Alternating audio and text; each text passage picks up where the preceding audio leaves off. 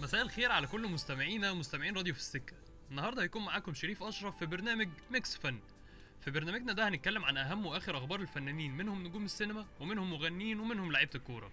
يلا بينا نبتدي حلقتنا وندخل على أول خبر معانا، وهو عن المغني سعد المجرد بأغنيته الجديدة وهي عدى الهر، وصلت في خلال 72 ساعة ل 6 مليون مشاهدة.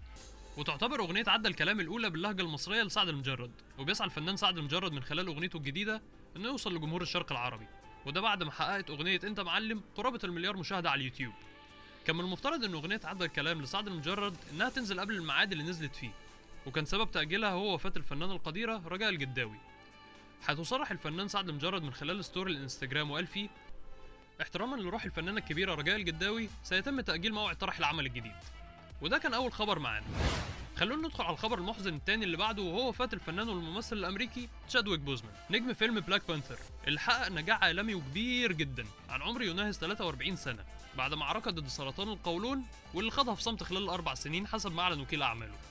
ومن جهة أخرى أكدت عائلة الممثل في بيان نشرته في حساباته على مواقع التواصل الاجتماعي إن تجسير دور الملك تشالا في فيلم بلاك بانثر كان الشرف الأكبر له في حياته المهنية. وكمان عائلته قالت إن بوزمان توفى في منزله وحواليه زوجته وأفراد عيلته. ولهنا تكون انتهت مسيرة الممثل الأمريكي تشادويك بوزمان. وكمان كانت نهاية الخبر التاني معانا. الخبر التالت اللي بعده اللي هنتكلم فيه عن مسلسل إلا أنا الفنانة حنان مطاوع. معاناة وظروف والفرحة هترجع من تاني والدنيا هتبقى مصلحاني، حالنا بيتغير في ثواني خلينا قبل ما نتكلم في أي حاجة أديكم نبذة صغيرة عن الفنانة حنان مطاوع للي ما يعرفهاش. اتولدت الفنانة حنان مطاوع في القاهرة سنة 1979، وهي كانت الابنة الوحيدة للفنان الراحل كريم مطاوع والفنانة سهير المرشدي. اتخرجت الفنانة حنان مطاوع من المعهد العالي للفنون المسرحية لتدخل عالم التمثيل من خلال دور بسيط كمطربة في مسلسل حديث الصباح والمساء، واللي كان معروض سنة 2001. ومن سنة 2001 وبدأت الفنانة حنان مطاوع بدخول الفن والتمثيل بعملها الناجح لحد يومنا ده، وآخرها مسلسل إلا أنا.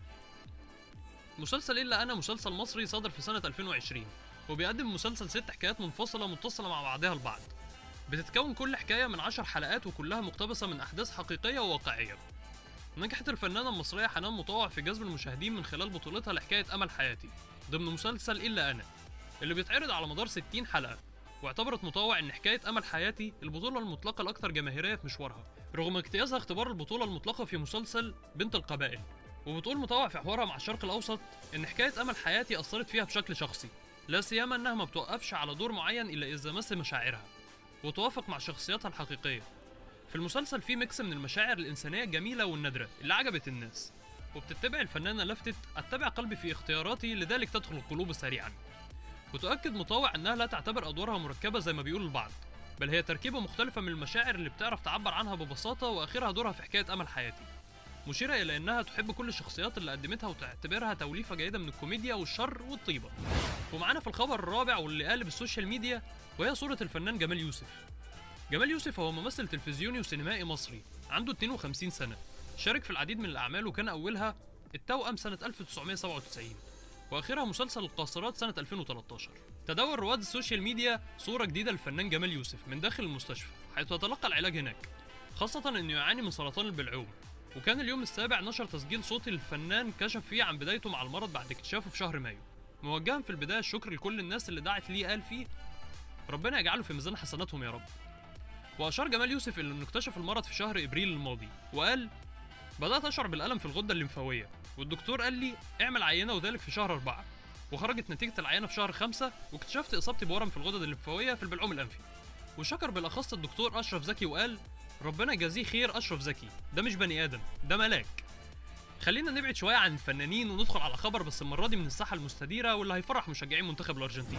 قال رئيس الاتحاد الأرجنتيني لكرة القدم إن ليونيل ميسي يستطيع اللعب مع المنتخب في افتتاح تصفيات كأس العالم الشهر المقبل بعد انتهاء إيقافه خلال كأس كوبا أمريكا العام الماضي. وتم إيقاف ميسي لمباراة واحدة بعد طرده في مباراة تحديد المركز الثالث ضد تشيلي، واتهام مسؤولي اتحاد أمريكا الجنوبية الكونيمبول بالفساد. وكان من المفترض إن يغيب ميسي عن مواجهة الإكوادور في بوينس آيرس في 8 أكتوبر.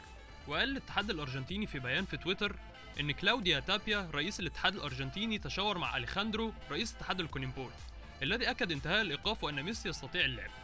وطرد المهاجم الأرجنتيني بعد شجار مع جاري ميدل، وقال إن البطولة تم التلاعب في نتائجها من أجل البرازيل صاحبة الضيافة.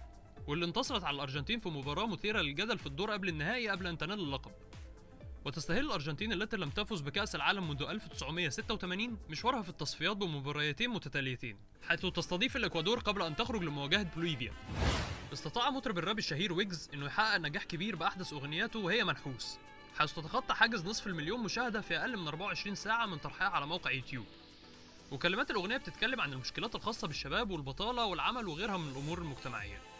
وبيقول مطلع الأغنية: يمكن ده الصح، يمكن على الكل، يمكن أنا فل. يمكن أنا فل وأنا أعرف يمكن العكس لما راسي بتسور وتلومني بموت بعيش بشوف لسه أخسر أنا منحوس، جيلي اتمرد، جيلي اتغرب، جيلي جرب، جيلي عارف فين الصح، جيلي عارف انتو برا. أنا منحوس، جيلي اتمرد، جيلي اتغرب. وبهنا يكون وقت حلقتنا انتهى، وانتهت معاه كمان أخبارنا. استنوني كل يوم حد الساعة 11 بالليل في برنامج ميكس فن، وكمان بفكركم انكم تقدروا تتابعوا الحلقة لو فاتتكم من خلال صفحتنا على الفيسبوك راديو في السكة، او من خلال اليوتيوب راديو في السكة بالعربي. سلام.